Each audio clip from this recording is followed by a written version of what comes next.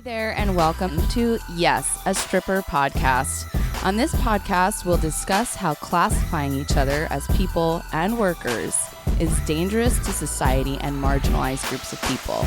We'll also talk about the climate in and outside of the strip clubs and all of the amazing things that strippers do. And of course, we'll talk about all of the things in between. I'm your queen, AM Davies, and this is YAS, a stripper podcast. Hey everyone, welcome back to another episode of YAS, a stripper podcast. This is a bit of a different episode because this is our first time ever doing a recording with a non-stripper. Shaun, who is our guest, is actually a bouncer. Well, he was a bouncer. And Shaun and I have some history. We actually worked together here in a club in Los Angeles. And then we found out later that we knew each other through other mutual friends. And we've maintained a relationship, like a friendship online on Instagram and kept in touch. And he told me some things about his past that I wasn't aware of. But something happened between Shaun and I in the club that we worked at together in Los Angeles. And I want to give you a little warning. There is a sexual assault story in this podcast. Shaun was the bouncer, a customer. The sexual assault happened between me and a customer. And that's, if you want to call it sexual assault. I'm not really sure what to call it.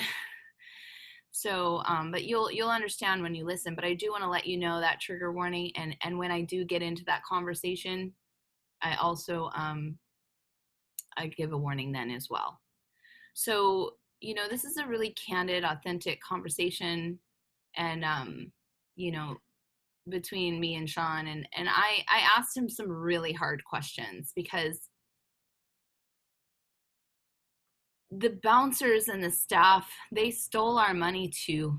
It wasn't just the managers, like they were complicit, they were in on it. And you know what, we all let it happen, and it was just a different time. And so I really asked him questions to get down to the bottom of like, well, did you even know? Did you even think about this?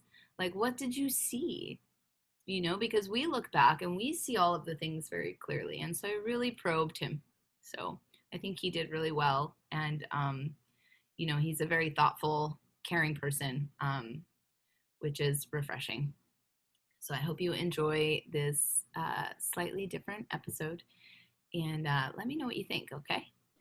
Hey everyone, welcome to another episode of YAS, a stripper podcast. This one is a little different. This is our first non-stripper. Please welcome Shaun. Hey. Hi, Shaun. How you doing? All right, and yourselves? I'm doing good, actually. Today is a busy day. I like busy. I really like busy. What about you? Yeah, especially in these times, it's really keeping me in my zone and not letting me drift too much. That's great. So let's let everyone understand who you are if you're not a stripper and why you're on a podcast all about strippers. So you guys, Shaun is a strip club bouncer. More like was, but yeah. Well, we all was something in a strip club. Yeah. Right now, there's nothing going on. But yeah, can you give our audience a little background on you and your career and where you live and where you work and whatever you feel like sharing in that department? Sure, I'll try not to run off too much. Feel free to tell me to pump the brakes when necessary. This is all about you. Go for it. I'm based in Los Angeles, and in 2007, I was, freshly joined into the SAG-AFTRA, or it was only SAG at the time, struggling actor, getting my feet wet and seeking out jobs. I had worked one security job prior at a venue that's no longer in existence. And then I answered an ad for a strip club that said, hey, we are opening our day shift back up and we're hiring security. I went in, did the interview. Next thing I knew, I had a job in a strip club on the day shift. And then from there, I ended up joining up the night teams and getting sucked into the nightlife. Yeah. And it turned into kind of a wild ride. Yeah. Yeah, it is a wild ride. It's a wild ride. It's interesting that you said you only had, how long did you have that other security job before you became a bouncer at the strip club? That was maybe a month at most. Really? So you were like a very inexperienced. Oh yeah, And they took you. very Was fresh. that surprising to you that you got the job? No, because over the years, even when I was barely past 21 at the time, leading up to those days, people are always saying, "Oh, you're kind of big for your size," and Yeah. that's kind of how that manager recruited me. He thought, "Hey, you got some size on you. You want to try this out?" And I said, "Yeah, sure," Yeah. because I don't even know how this works, but I've heard about bouncer work and Yeah. sounded like it'd be, you know, profitable enough to survive on. Yeah. And it was, wasn't it? For those days, yes. Yeah, for those days. Did you notice a decline? Why do you say those days? Because I noticed the same thing. So I'm just curious. Did you experience a decline in your income over time? Over time, yes, because this was kind of just after 9/11. No, wait. This was a little prior, actually. Was it? No, Well, this was after. 2008 things got weird for all of us. So. Yeah. Mm-hmm. And it was cool, getting that wage in, making some side money, and then joining that quality club that we met at Yeah. was a big change. And my mind was blown, however, with how their system worked, because little did I know every club works different. Right. And eventually we saw, who was really trying to control all that money and how they really wanted to divvy it up and make sure not everybody was spoiled, at the same time who got their rightful due. And this was kind of when webcams were about to really blow up. Yeah. People weren't even doing online or video auditions yet, whereas not everyone knew about streaming and so forth. Yeah. So when I entered that club, it was kind of the peak of that industry at the time, whereas a lot of the entertainment and music was starting to hint like, all right, we're going to tap into this more, maybe, exploit it more. Yeah. And eventually the environment changed a bit. A lot of spenders weren't the same. Yeah. There was a lot of fresh young people coming in, just, quick night of fun, and Yeah.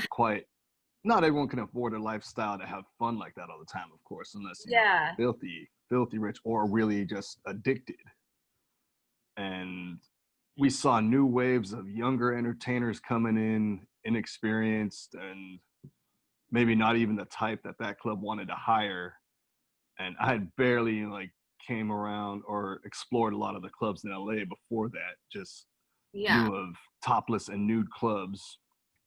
And Yeah, so just to give yeah. some context to the audience, so Shaun and I used to work together. I was a stripper, he was a bouncer, and it's just one of the ways we know each other. We actually know each other through other mutual friends through the strip club industry. And there was a period of time, there was 6 months for me, where I worked at a pretty high-end club in Los Angeles, and that's where I met Shaun. And that club was a nude club, and it was an interesting club. That club was one of the few, I don't care, I'm just going to say it, had bed dances. And that was my first time experiencing doing lap dances with the client laying completely flat on their back. That was really new. So one of the things that you had said a minute ago, Shaun, was that you saw a new way of how money was kind of divvied up and who was going to make what and who was going to get their due. Something that I don't think a lot of strippers think about, or even patrons think about, is that you guys have your own inner working system within the staff, because you're all also trying to make as much bread as possible. And it gets a little shady. Yeah, definitely the word for it. Yeah. So can you speak a little bit to that, about what that's like, and what you saw as far as, and also try to tie in how they were actively trying to get more money out of the dancers to put them into the staff's pocket? For that venue, I was getting my wage and then a set tip for every night of the week that I work, or every shift. Yeah. While to our knowledge, they would charge you dancers your house fees and take your cut or their cut from your dance money. And as far as I knew, the tip pool was always about percentages. And they even took a cut from the DJ just to have that pool of money ready to tip everyone out So the every DJ week. also went to the bouncers? The DJ had to tip the bouncers? The DJ had to kick down a cut of his tips from the dancers to the tip pool, which he loved to remind us and hold over our heads. He was cool, but yeah, But that's how that also system tipped works. you, didn't they? Didn't the dancers also tip you? The bouncers? At this particular venue, not directly. It all went to a pool first. Got it. And then management would give us our little envelope at the end of the week. Yeah. And there it was. And when eventually the money started changing, of course, they tried to raise house fees. They tried to charge more for dances because they couldn't charge more for cover. Right. While they were trying to figure out ways to keep customers coming back or find new customers that were willing to spend the money. And therefore, they could keep everyone, kind of in their pocket and in their palm. So were you ever privy to those conversations? Like, hey, we're going to have to start charging the dancers more house fee because the economy is not as good and we're not making as much money as we used to, and we have to figure out how to make more money? Yeah, and it wasn't really, much of a private thing. It was, openly known to all staff and entertainers that they were trying to keep up with the market and the competition and so forth, plus maintain their standard and their reputation. They don't. At the same time, they wanted to. They don't come to us and tell us. Have you seen that? There's where they come to us and tell us, hey, we're raising your house fee and why, to save the club. They don't have those conversations with us. To my knowledge, I thought they had, because I know they would have separate meetings with dancers and separate meetings with staff. They never told us stuff like that. They would tell you. I see. See, that's the thing. That's what one of the things that we want to get to on this particular episode is that we are divided from each other, even though we're the workers. So because we're different types of workers, and even though we shouldn't be. Especially after the law changes too. Well, it's already changed, yeah. And so and so that's the and so we're going to talk about a story between you and I that happened, and it's to kind of prove a point in that. And also, I want to preface this whole thing with saying everything that we did back then, we were learning. It was a time where strippers didn't have their voices. It was a time where there just wasn't a lot of conversations about, like, Me Too didn't exist, and there just wasn't a lot of open public conversation like there is now about consent, assault, rape, what to do, and how to protect people. So this is the part in the episode where we're going to mention a small level assault that happened to me. So this is your trigger warning for anybody that has. So Shaun, I'm going to tell the story, and then we're going to talk about it, okay? Because I don't want you to think I'm, like, hogging the airwaves, but... Not at all. It's your show. Yeah. Come on now. It is, but you're the guest. So here's the story. So we're working at this club, and it was a 2-for-1 or some shit like that. And I walked up to this guy who was standing up, and he had, like, a button-down shirt on, like, looked like he came from the office. And I was like, hey, do you want this 2-for-1? And he's like, yeah. And so we just go and we sit down in the topless booth area, and everyone's in there. Every booth is filled. And as soon as we sit down, I noticed he had bicycle pants on, like thin, like what you wear to ride a fucking bicycle. And so I was so confused. I'm like, you have an office shirt on with bike pants. Like, I didn't even look at his pants. Because if I had seen his pants before then, I wouldn't have brought him back there, because the men that wear the really thin pants, you know what they want when they wear the really thin pants. And so, yeah, exactly. Tis. And so we sat down, and I'm like, and I go, what, did you ride your bike here or something? Like, I was pissed. And he was like, yeah. And I was like, this is weird. And so I proceeded to lap dance for him anyway. And I made sure to be extra very careful because I didn't want to arouse him too much because his pants were too thin. I didn't want to feel his wiener on my body, especially for only $20 for 2 songs. Like, you can only do so much to keep him in that chair. But I wasn't getting paid enough for those pants. Mm-hmm. So I do the dance and boundaries. I'm like, exactly. And I'm really trying to like not arouse him. And then I do this. It was like, it's a classic AMD move. So I like put my knee on the couch so like my body is facing sideways to him. And I swoop down to do like a cat pounce type maneuver, you know, face down, ass up. And as I did that, I felt wet smear go all down my chest on my tits. And I flew into a rage because I knew that I had this stranger's semen on my body.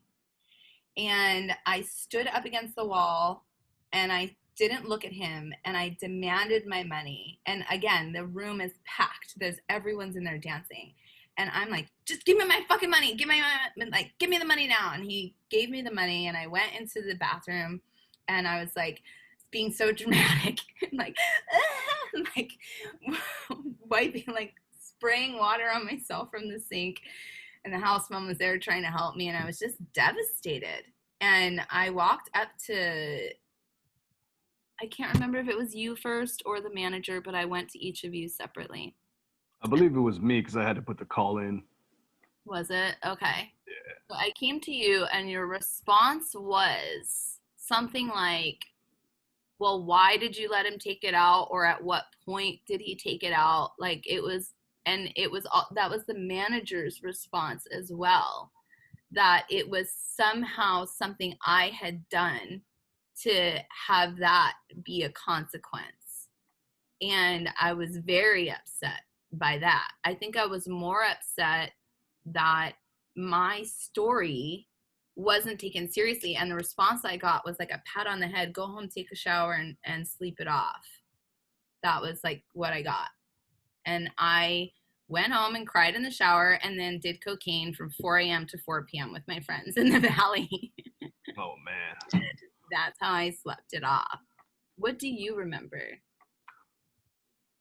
I may have mistakenly said something like that, but I don't recall it. I remember just seeing you being traumatized and just calling into the staff or management on the radio, hey, should I say your old dancer name? Does it matter? Yeah, you can say it. Jersey. Mm-hmm. Yeah, I just called in, hey, Jersey's got a situation over here. And yeah, first time dealing with a situation like that, and yeah, trying to be not comforting to the situation, right, plus do the job and stay maturely professional about it was in my mind. So all I could do was call it into the management, let them, you know, get your story on it and see how they wanted to handle it. All while I just remember you running up to me saying, hey, I just took a bird bath and this just happened. And that club was known in the past for taking care of business the old-fashioned way, but sadly in California, that doesn't really work right anymore. And in general, it's not right violence shouldn't be used. Right. And it usually just turns into a whole nother mess. So nothing got to there. Yeah, he just left. I think he just bounced. I don't think you even saw him, did you? Barely. Yeah. Like, you got to point him out to me, but he was gone. And yeah. And it happened so fast. It did happen very fast. Actually, it happened so fast, I didn't even know that he had cum in his pants until it was on me. That's how fast it happened. And I remember thinking to myself, how in the gosh darn, how did that even happen? I barely touched him because I was so paranoid about feeling his wiener flopping around on my legs. I remember trying really hard specifically not to arouse him, which is why I was totally thrown and confused. But here's my question to you. Do they train you for that? Do they have conversations with you about that as part of the job? Not specifically. They'll just state the rules, but not how to handle something like that. What are the rules? What rules do they give you? Make sure customers, keep their clothes on and the contact is within legal limits and that dancers aren't conducting any illegal activity in the process, because depending on the licenses of the clubs, there's a level of what kind of contact is allowed and so forth. Yeah, but you and I both know that that's bullshit. There was plenty of service happening in that club. So that Yep. The industry, depending on the environment or who you're working with, how they want to make their money, who's making the right favors will get their way. Yeah. And I wanted to add, of course, the minute a manager would hear something like that happening, their first thought is, was the girl doing something she wasn't supposed to do? Yeah.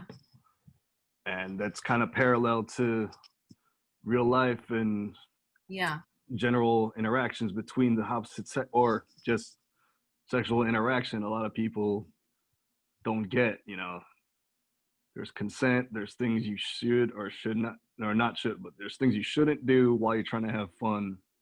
There's a right way of going about it, and there's things that you just shouldn't even try. Yeah. Well, but they never had trainings for if a dancer comes to you, if a customer assaults a dancer, here's what you do. Not particularly, no. But don't you find that ridiculous, considering Sure do. I can't have been the only dancer that you saw something happen to?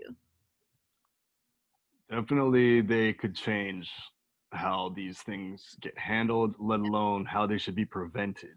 Right. Yes, prevented is key. Yeah. Do you have any ideas on how that type of behavior could be handled or prevented based on your experience?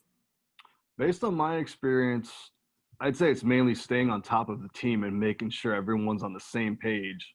Yeah. And not cutting any slack for, customer or dancer, because the name of the game is hustle, and there's tips and there's bribes. That's the main thing, and people will forget that very easily if they're flashed the right amount of cash.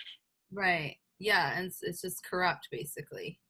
I remember there was this one young college kid, and he would purposely wear basketball shorts or gym clothes all the time, but eventually told him, hey, sorry man, just keep your pants on, we know you're clothed, but the girls ain't having it, or we're not having it. And most of them would cooperate. I remember one knucklehead, he had some really ripped jeans, but in the oddest places, and specifically right below, his crotch. Oh, and then we realized it's he just made a hole for easy access. Yes. But that was a one-time occurrence. We never really saw that happen after that. Some genius over there. Yeah. Very, very innovative, man. Yeah, totally. The basketball shorts, though, get me because they're slippery and shiny, and that thing just rolls around under there. They know what they're doing. I hated it. Guys know what they're out for. They'll try to make, their experience as fun as they can for themselves, whether their provider is willing or not. I know. Well, I do appreciate you having that conversation with me, especially in public, because just to let everyone know, you and I have never talked about that. Yeah, that's a first. And I remember, leading up to this session, you asked me, do you remember this? Mm-hmm. And I very well did, because it's how do I bring that up with you? It's do I express my sympathy for you? Right. Did you put that out your head? Did you get past it? And right. I remember I hadn't seen you for years, and then I ran into you at Jumbo's, and I was hey, you remember that phrase you coined? She's no, what did I say? It's we're in a black collar business. I was what do you mean black collar? It's oh, we're not blue collar, we're not white collar, we're in this industry. It's I get it. Yeah, you said that. Mm-hmm. I don't remember that. But that put it in perspective from then on. It's yeah. That's what this is. It's true. It's very different from anything else out there. It's very different. And I was probably awakening to that, because that time in that particular club, I was trying to transition out of stripping. I was that was the time when I really noticed the deterioration of the industry, when it was like fully apparent to me. It was in like 2004 and 5, and I was like, this, it can't stay here much longer. So Can I add on this yeah, moment? This was kind of the time when it was almost, the bubble had already burst. When yeah, I joined that job, most of the dancers were, mature, model-esque, yeah, very fit, very professional, really about just, working the room and their time, not messing around. yeah, And we had maybe 30 to 40 dancers on a weekend night in that venue. per shift, yeah, And then eventually a lot of those dancers had to start going to other cities where they knew, like, hey, I make better money there. yeah, I can still afford the trip. All while we were getting new young dancers fresh out of their operations and having no idea how the industry works and the etiquette amongst, the dancers and the staff, yeah. and It's just the different. game was changed up, Yeah, and there was all the other, outside factors that could have contributed as well. yeah. But Don't you think they yeah. wanted the more inexperience? Like in my current experience, what I'm finding is that, and what they tend to say is like, y'all are a dime a dozen. Like we can replace you with five 18-year-olds tomorrow, basically. And it's what I've noticed is, yeah, that they want to just keep hiring the newer, younger, inexperienced dancers so they can condition them, because people like me, I was like, oh, no, no, no, you can't condition me. Like, I was saying no, and I was putting my foot down about things. Like, I remember specifically at that club, I didn't want to take my panties off if I wasn't getting paid on stage. And As so, you shouldn't. right, but they were like, it's fucking mandatory. And they called me into the office and like, you need to take your panties off. Like, I don't care how many people in the room and how much money you're making, you need to take your panties off every time. And so I would time it and wait to the last like 10 seconds of the song. So I would like take my panties off a little bit, and then I would take them off around my legs, and then the last 10 seconds they would be off all the way. And that was like, I would get around it. And any other, like a baby stripper would have been like, oh, okay, whatever you say. But I had been Right. around for a while and I wasn't afraid, and I was like, I'll play your game. And Like, that's what the smarter dancers knew, because it's only fair. If the tips aren't flying, like, what are they gonna be on stage for? They're not gonna be comfortable with letting it all out. yeah, And now with the modern platforms, entertainers really have that control now. right. Yeah. So something that you had mentioned to me leading up to getting ready for today is that you were doing the pickup artist stuff while Oh, right. working at the strip club. Well, I wasn't totally doing or active in that world, but Okay. just before I had gotten the job, friends kind of like clued me into it. It was like the new thing. And So can you explain yeah, exactly what it is for our audience in case they missed what I said? the pickup artist world, and how would I say? They kind of call it a social science, I think is the proper term. That's And what they call it. aside from basing it off the art of seduction, the Right. name of a book, and just the process of attraction and seduction was really broken down and publicized to the community that followed and was included. And several men that were very proficient in it started teaching it professionally to, you know, anyone that sought them out and proved themselves, Mhm. capable and worthy. Yeah. And that really sparked up some controversy, aside from it was kind of opening men up to realize, all right, this is what is really how dating should work, or this is how I want my dating life to work. Right. And it was kind of where men were kind of getting their chance to turn the tables on females and say, okay, I can play games too, and now I'm on to, how this, battle of the sexes is going to work, Right. and hopefully it works more in my favor. So this is kind of before a lot of the major books were really published, but the one in particular, The Game by Neil Strauss, had come out.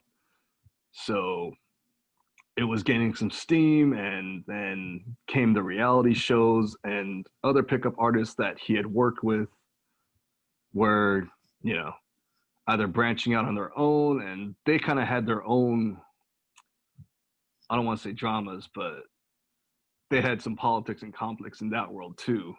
So how And were you just like a person just like reading the stuff, or were you involved in that like growth part of it? Or you just learning? I was just trying to take in what I could and improve my life, because, Yeah. dating in general and life in LA was kind of crazy, Yeah. and not everyone's, on a different position on the playing field. So they're trying to learn their advantages and Yeah. get some results, whatever their situations were. Yeah. And mainly, this was a time when, you're younger, you think you're in love, you lose someone, hard to get over them, Yeah.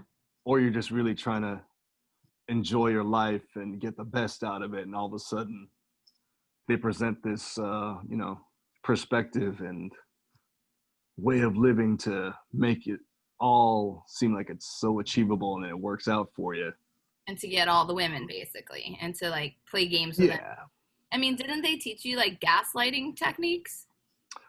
they definitely explained a lot of those processes, and They taught you how to gaslight chicks, basically.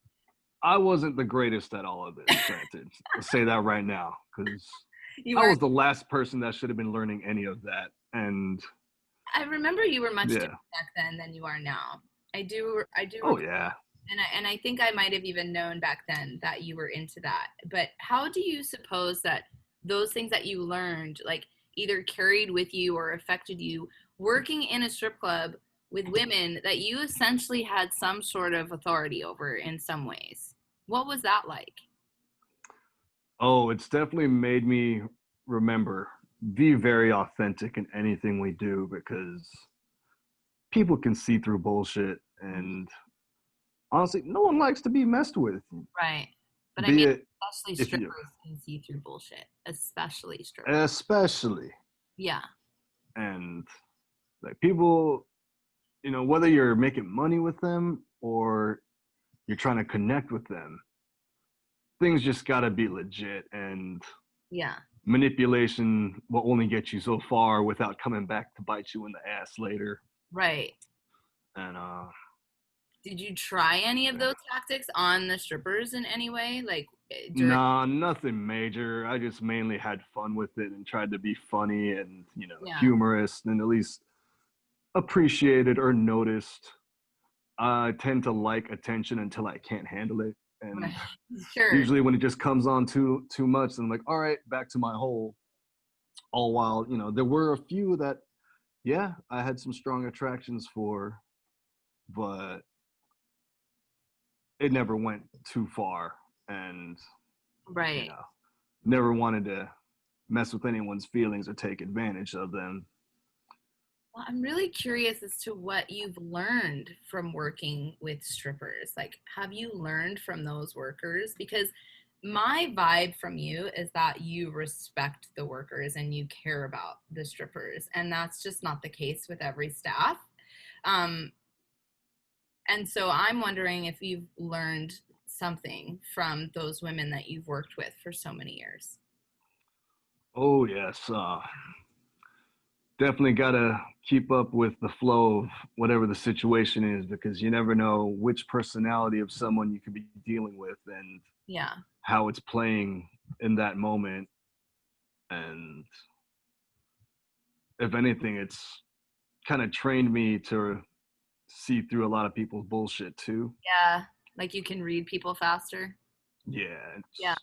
It's almost, I hate to say it, it may have made me too jaded and blunt at times, Mm-hmm. or more like I just don't want to talk too much about certain things with most people in general, Yeah. because it's so, I don't want to say second nature, but it became so normalized to me. And Yeah. think about it, almost what, maybe 7 years around a sexual environment, but not partaking can really affect someone's mind. Yeah, like what's that like? Like you just are around, you're a straight male with urges and you're around like you get horny, we all do, and you're around like these hot chicks acting super hot all the time and you don't get to hang out with them or do anything. Like what does that do to like your dating life also? Like I'm what about, do you tell your parents where you worked? Like would you bump up against the same kind of stuff that we do? Not so much for me, but like my family, they knew straight up what I was doing. I Okay. let them know when that all started.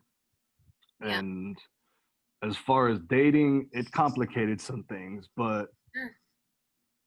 not too bad. They just thought, oh, that must be exciting. And then they'd come through like, whoa, everyone's really naked here. I was like, Yeah. I mean, they're not fully naked walking around on the floor, but hey, it's a fun, legit business, Yeah. at least to civilian eye. Yeah.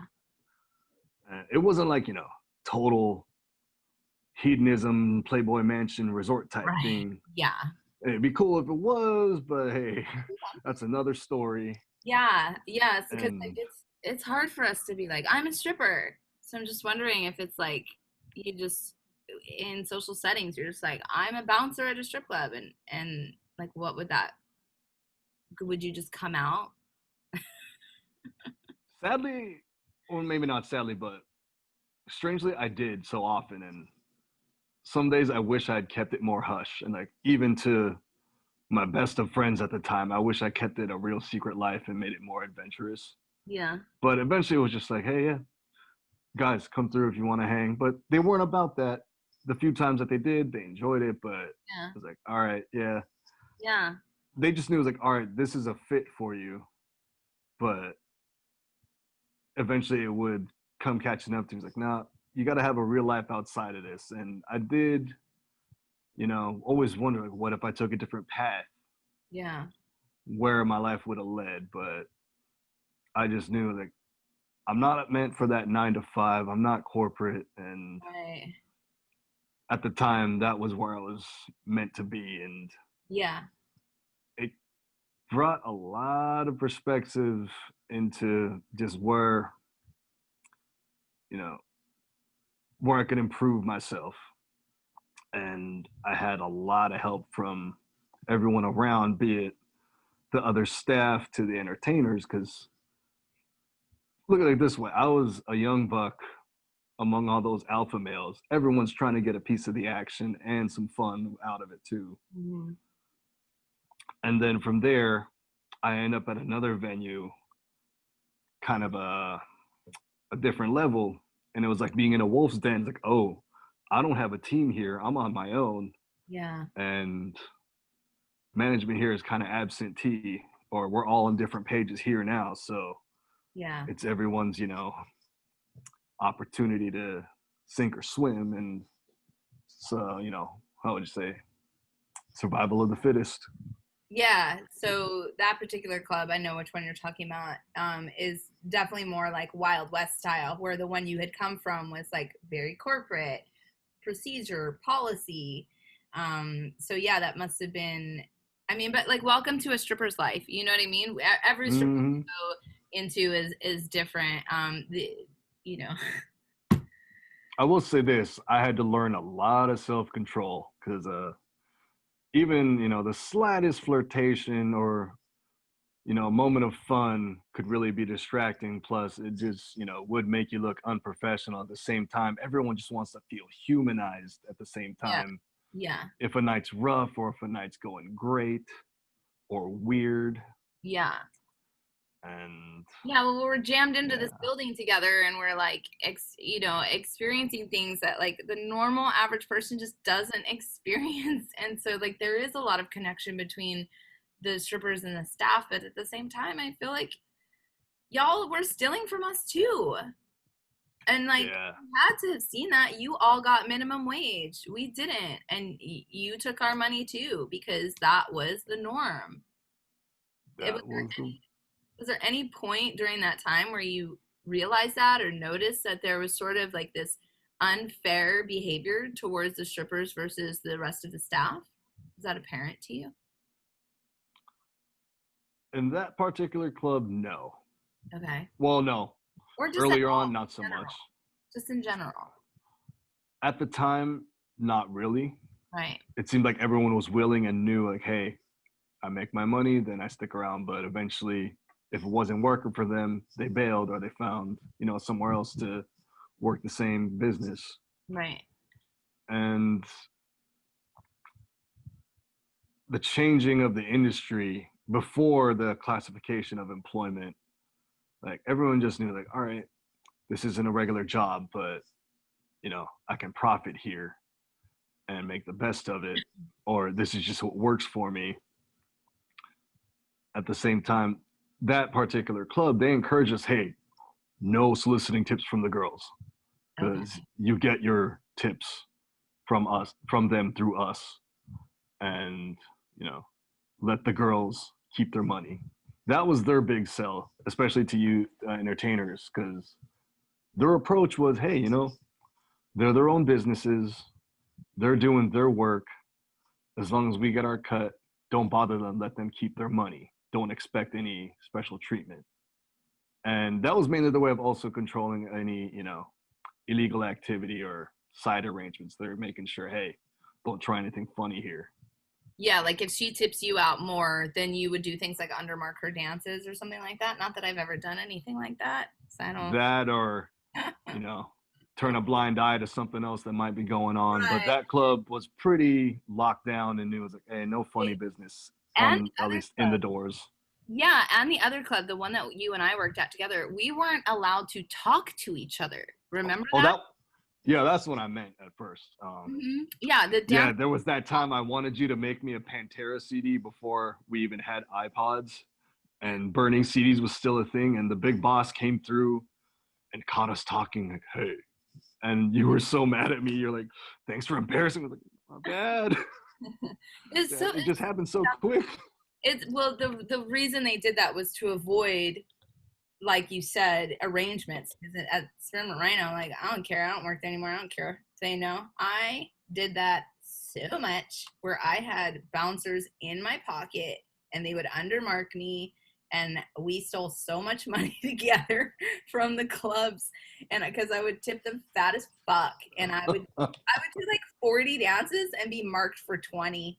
And on top of that, I was overcharging customers because I felt like I should have gotten paid more. I didn't like that they took so much money out of my dances, so I figured out how to make more money. It seemed like you guys were free to do that as well. We're not free to do that. If they found out, I'd get so fired and so blacklisted. There's no way. We were not free to do that. No, that was all under the radar, secret shit. And and in those clubs, we were allowed to talk to the bouncers. So I stole shit dances left and right. I don't give a fuck to say it now publicly. But yeah, so I guess it's interesting. Like, you never really noticed that you were practicing wage theft. And you know what? I think a lot of us didn't even notice until more recently. So one thing real quick on that note. Yeah. Technically, as security, you're not supposed to accept tips. They're just considered as a bribe whenever, if you hold that guard card, if you took the test, you're supposed to be there to observe and report and not even accept gifts from anyone you might have helped, be it in a club environment or a regular security job. Whereas at the same time, people knew it was like, all right, it's unspoken, but you're here to make money and we'll take care of you as long as you do things our way and keep everyone happy. As part of getting your guard card, that is like an agreement and an understanding that you have that as a security guard, getting your guard card, you cannot accept gifts or money or bribes from other people. And y'all fucking do it anyway, every single night. Wow. I didn't know that because I've never had to get my guard card. Yeah. That's interesting. I want to touch on one other thing, but Sure. we don't have like a ton of time. So it's also like kind of a traumatic thing for you. Sorry, everyone. This is a traumatic episode, but, and it's in regards to your work as a security guard and the accident that happened. Just Yep. okay talking about it? Yeah, let's get some of that out because Okay. mainly it's been overdue. I've been wanting to get it out, and I'm glad you're giving me this opportunity. I didn't really have anyone else in mind that I would share this with, or at least, give this outlet to. Okay. So that last club I worked, Mhm. rough place. Mhm. And long story short, I was at the worst place at the worst time. I was an Uber Lyft driver and transitioning, trying to get into some more legit work or something else altogether. Right.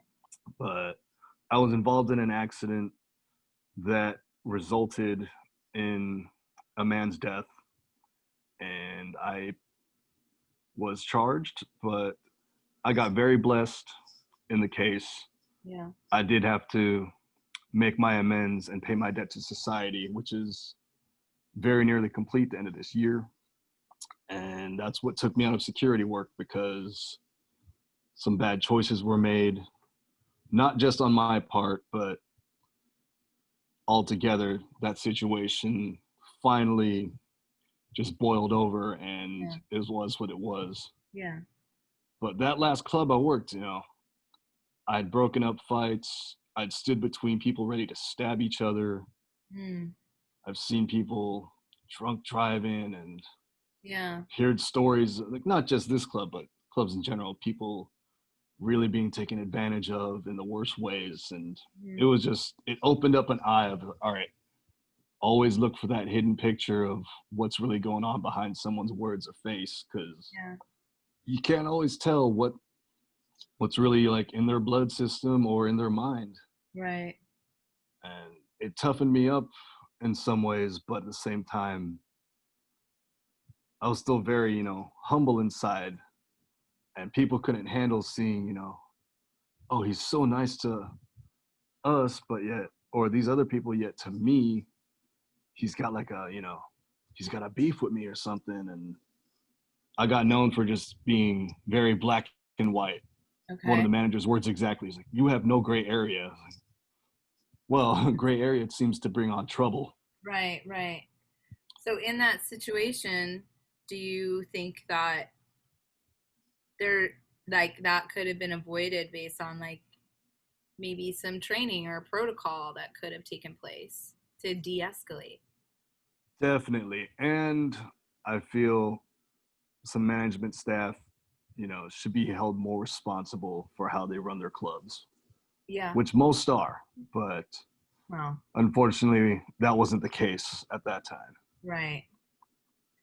Did you feel supported by your employers when that happened? And because it was an No, they were not happy. Let's put it that way. Yeah. And it did not end well. Right. But it was a culmination of things that got you guys to that point, and you weren't the only staff member involved. It just happened to be you were the one that did the pushing that led to the accident. Oh, right? It was primarily me. Gotcha. As far as the staff, the other factor was another customer. And so there were two customers and you.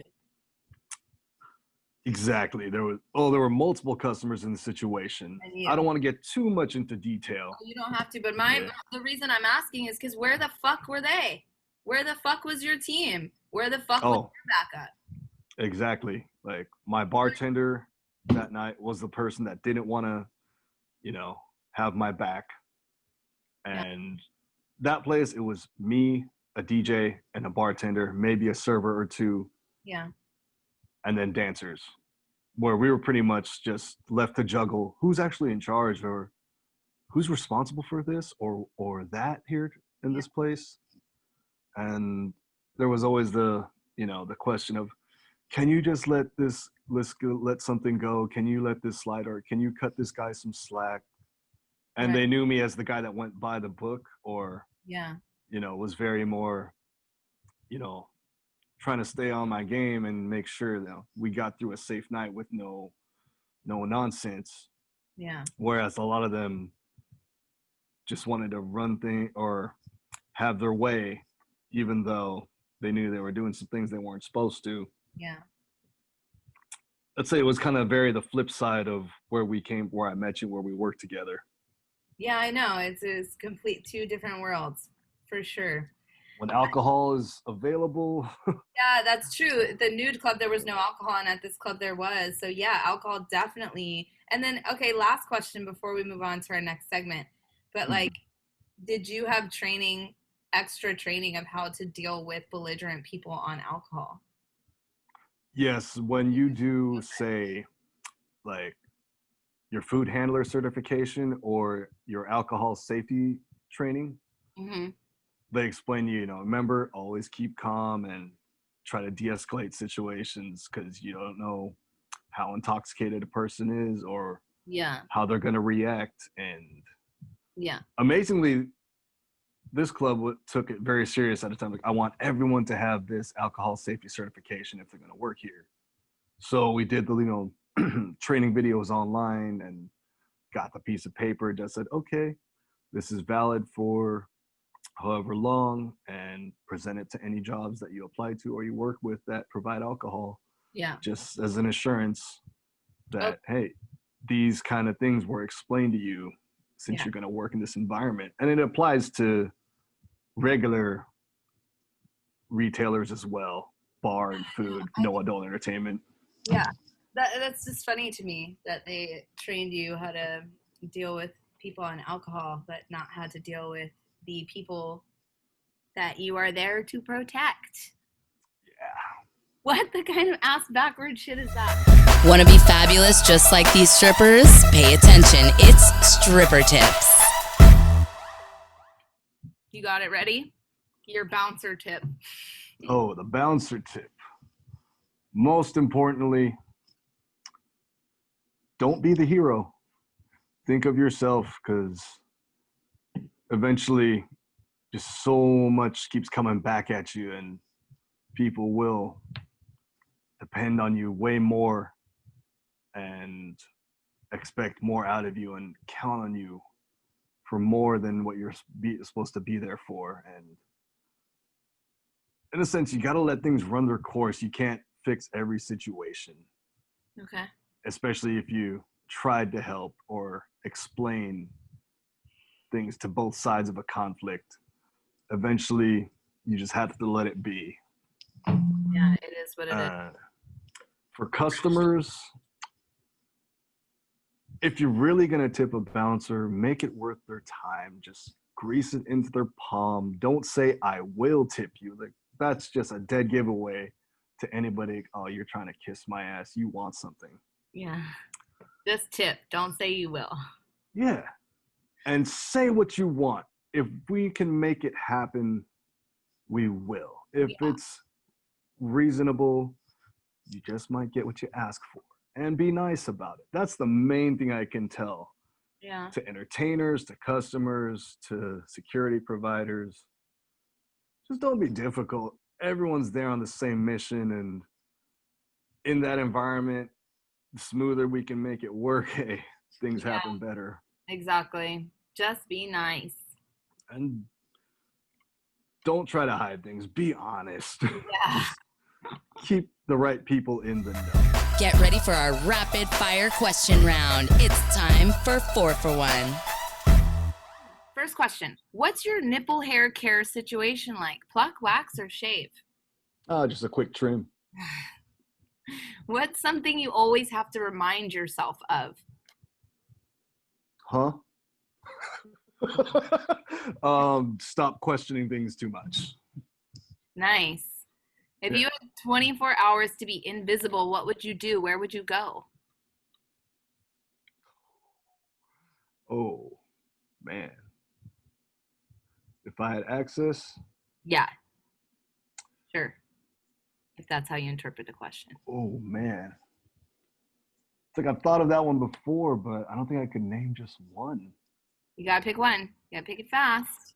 Remember that scene in Naked Gun in the beginning when he's Jenna just or not him, but it's the point of view of the car cruising and crashing into place, and he happens to drive into a lady's locker room somewhere. Yes, I remember. Yeah, I'll just give you that answer off the top of my head because that's one of the most vivid things in my head. Drive a cop car through a lady's dressing room. Got it. All right, and last one. You just formed a cult and people are super into it. What's your slogan?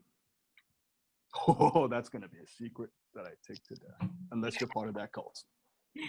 Only one other person would know that slogan right now, and that's gonna stay that way for the time being. Keep it secret? You're not gonna tell us your secret cult slogan?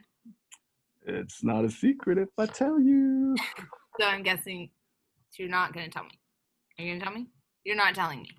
That one I won't disclose. You're gonna keep to yourself. Got it. That's fine. I said there's only one rule. I said it. So it's just interesting that you actually have an answer for that because I do not have an answer for that. I don't think the normal person does, but that's fine. Yeah, right. That's fine. There's nothing wrong with cults. Granted, the slogan has had its variations due to the pandemic. We've adjusted it. Well, I hope that you'll tell me your cult slogan when you try to invite me into the cult. I'll be very offended if you don't invite me into your cult because I'd be a great cult leader and follower. I think we'll be on those same missions. So normally I end the show with telling people how they can, or having the guests say how they can follow them, because usually we're all on Instagram and we want people to follow us. Do you want people to find you on Instagram, Shaun? Not particularly right now. I'm pretty boring and simple, and social media still blows my mind as much as I'm addicted to it and use it. Yeah. Well, thank you so much for just being so open and candid and like telling your point of view. I could imagine this would be kind of stressful because this show is all about strippers and strippers' rights, and we're against the man and all that shit. And so basically you're on the other side of that. So I really appreciate you like having the courage to not only be open, but to like have me ask like really difficult questions. Like, did you know that you were fucking up? So, Right. Yeah.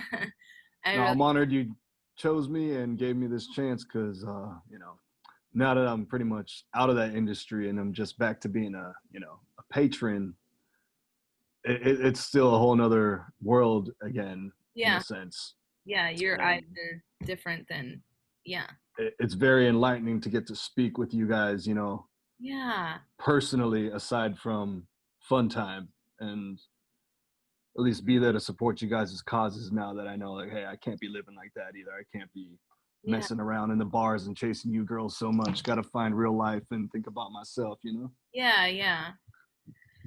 Well, this has been awesome. Thank you so much. Thank you, everyone that's listening. And be sure. Hi, everybody. Thank you. Everyone. Be sure to tune in every Wednesday for YAS, a stripper podcast. Bye. What? We're now accepting 4-for-1 submissions from our listeners. You can send them in via Instagram at YAS a Stripper Podcast or on Twitter at YAS a Stripper Pod. Make sure to follow all the things and email any questions or concerns to YAS a Stripper Podcast at gmail.com. Tune in every Wednesday. See you soon.